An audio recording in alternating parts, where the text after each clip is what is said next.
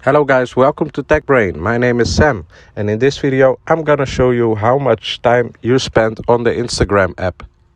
For this we wanna go to the Instagram app and open it. As you can see, I have an example page here, and what you wanna do is tap on the three lines at the right top corner, and here you want to search for activity. So we're gonna search for activity time spent. So you press on time spent.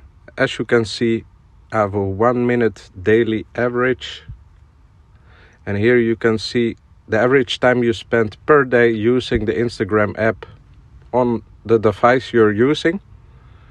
So you can even manage your time, break reminder, quiet mode, and a daily limit.